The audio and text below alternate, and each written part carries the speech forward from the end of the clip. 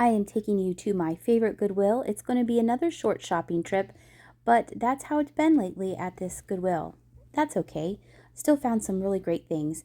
This was over in the Thanksgiving and Halloween section. It looked like it was made to look old and spooky, but there was only one. And then I was looking around to see if there were any other vintage or older Halloween decorations. I didn't really see anything. Most of them were contemporary. I did want to point out that I had found this on the rack when I was walking back for Jenny, and then I saw this and got it in the cart before I filmed it for you. And then I also found this cute little doggy planter, and this is a dog figurine. I think it's Westmoreland, and there's also a glass duck. I found those items and I thought, well, might as well pull out the camera. It seems like it's going to be a good day at this Goodwill. The Goodwills in this area keep Christmas out all year round, and which is a little disappointing because I remember when they would they would take it away, and in the fall they would start bringing it out, and it kind of puts you in the Christmas mood. But they keep it out year round, so it's kind of like, oh, there's just more Christmas. Those scrunchies were individually priced. And I'm looking for vintage Christmas ornaments because a couple weeks ago I did find some vintage Christmas ornaments, but I didn't find any today. This was a hobbyist little puppy dog, and this blue glass candle holder was marked Avon. So I left that there. For the most part, I don't usually pick up Avon because it is so mass produced. I know somewhere there's an exception to every rule that there is an Avon piece that is worth a lot of money, but for the most part, if something says Avon, I usually don't pick it up. I'm looking in the bells to see if there was a Fenton bell that got snuck in there, and then they nicely had this rubber banded together, which was, I say nicely rubber banded together because they didn't tape the heck out of it, and then you could end up pulling some of the paint off of it. It was nice inside, but not something that I was looking to resell, so I put the rubber band back for the next person so the lid would not get lost. The name of this got my eye, Shrimp Master. I believe it might be a divaner, maybe for shrimp. If you know what that is actually for, please let me know. These are very cute, very vintage, but they are not worth very much in the reselling market. And this was a contemporary teapot. And so I moved on down the line and found this knotter. This is a fishing trip knotter, and it had all the information on the bottom, so I was able to look it up. It didn't have a high resale, but you never know, so that's why I do take the time sometimes to look up things in the store, the sold ones, in the store to see if there is any value in these. And then here was another one, a lady one, obviously a lady. She was into shopping.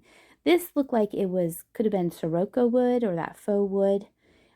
There was just one piece, so I wasn't quite sure what to make of that. I did end up putting the fisherman next to the lady. Those bluebirds were not there when I went there on a recent trip, but the knotters were still there. So whenever I see things that I pass up and then I've come back a couple days later and they're still there, I think, I made the right decision. This poor plate, this Southwestern plate, has been here forever. And then look, in the very back, I found another plate. And I thought, all right, now I'm going to look these up. And I did end up looking them up, but I did leave them there. This is a banana dish, or it's to hold your bananas. And spoiler alert, I found more milk glass on a recent trip. So I think that was just the beginning of the milk glass that they were putting out. I did put both of them together. There were 4, I think, in a set. They're very cute, but I decided not to get them. That was just a lid, and that's permanently in there, the dried flowers. But it kind of threw me off because it looks just like a lid. I felt like there was something else. And I'm replaying what I'm doing because I pushed back a little bit because I thought maybe I was too close, but I guess you can see it very clearly. I like to have the camera a little bit far away so you get a better view of the shelf. And sometimes I feel like I have to replay so to make sure that you saw what I was filming the first time. Let's see, on the top shelf there were some of these, they kind of Dorothy Thorpe inspired glasses. I'm not sure if they were Dorothy Thorpe, that silver band. Seeing if there's anything else. That was plastic. I thought somebody had spray painted the Diamond Point candy dish. And then in here was, it's always fun when you find something in the original box, some stone napkin rings. Hydra stone. They were cute, kind of had a terracotta look to them, but I decided against that. I do have some napkin rings up for sale on eBay, and I do sell them from time to time, but for some reason I just wasn't really feeling that box of them. Now we're moving on to the vases. I'm seeing if anything great has snuck in here, and something great did sneak in here, but I see it on the end of the video, not right now.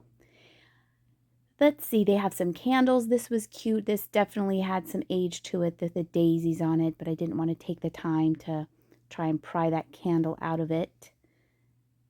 Seeing if there is anything brand new, like a brand new candle. We love burning candles in the fall and winter in our house. And giving you a look at the shelves behind me. Let's see, what am I looking at? Oh, we're looking at this plate here. I thought I was looking at something in the back. But no, they had a whole set of these. They look like soup dishes to me. And because they had the underplate, I did put them in the Google Lens to see if anything great came up. And I didn't find anything spectacular about them. It is a nice little matching set. So are these matching sets of mugs. I tend not to pick up mugs, but I have made an exception. I think I talked about that in a previous video. I mainly look for really unusual mugs or old mugs. I like to use this stuffing in my packing with delicate items, and I had run out, and I found some more, and also some padded envelopes that were cheaper than the Dollar Tree.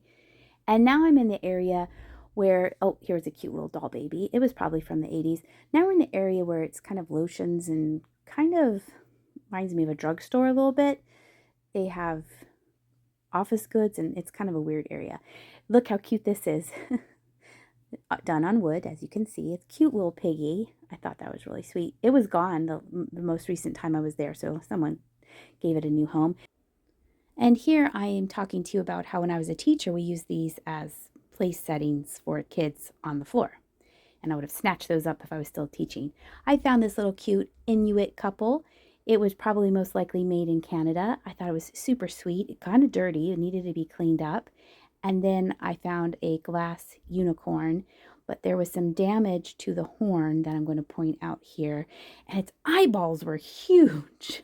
It had these huge, really kind of unnerving eyeballs. So I decided not to get that. And I usually pick up these little trinket things. They have a yellow inside and usually have rhinestones.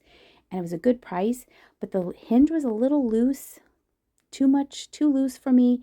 And it had a wear mark right there where I'm kind of rubbing it with my thumb. So I decided to get the Inuit couple instead and see if there was anything else cute and tiny. I love little figurines and stuff. This was, oh, I think it was a letter holder or a picture holder. And that looked like it was a lid to me, but it might have been a figurine. And this was a clown. A little bit too weird for the trippy train this Friday, but I decided to leave that there. And if you've been watching my channel for a while, you know I love picking up hobbyist pieces. I love picking up beautiful hobbyist pieces like this and then scary ones. This is a beautiful one. It's a cute little, tiny little cookie jar. I'm not sure. Super sweet, very nicely done. This was the piece that I was talking about earlier. It is made by Tiffany. This brand does sell very well. It has very nice sold comps on eBay, and I looked it up on WorthPoint, and also some nice solds on WorthPoint from a while ago. This was a hobbyist piece. I thought it was nice, but I decided to go with the tulip bowl instead. Here is everything that I picked up on this trip to Goodwill. This Inuit couple I think is very sweet. Not a huge high seller, but I do have a soft spot for these figurines that are made in Canada for some reason. This little glass duck I think was very sweet. Again, this is not another high seller, but I might save it for a dog train on Whatnot, or maybe put it up on eBay. Maybe someone needs a replacement. And then here is a close-up of the planter that I got. I think it looks like a pumpkin. I love the colors. Very mid-century modern looking to me. I feel that this might be a hobbyist piece. I'm not sure, or mass-produced. If you know more about it, please leave a comment below. I'd appreciate the help. And again, like I said, I alluded to the fact that there was a lot of milk glass put out recently, so I will have more milk glass. We have a banana dish thing that we use. It's very handy. And then here is the hobbyist piece. This was before I got it cleaned up. I wanted to get a video of it for you so you could see it. And I was doing this tonight, so it was getting dark. Cleaned up beautifully, and it has one very teeny tiny chip under the lid, but very, very nice. There is the maker's mark on the bottom of this beautiful bowl.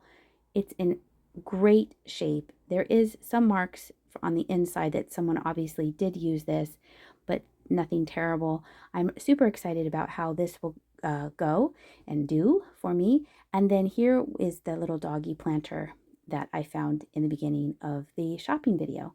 I'm going to leave you with my dogs being themselves on the front porch. This is Barney. He's always worried. He never knows what to do with himself. That is Susie. And then the little brown bear is Charlie. I hope you enjoyed this video. Thank you so much for watching. I know it's another short video, but it's been kind of short shopping lately at Goodwill. I do have some longer videos coming up. Kate and I went shopping together, and we pretty much laughed and had a great time for longer than 10 minutes and 55 seconds. I hope you're having a great evening.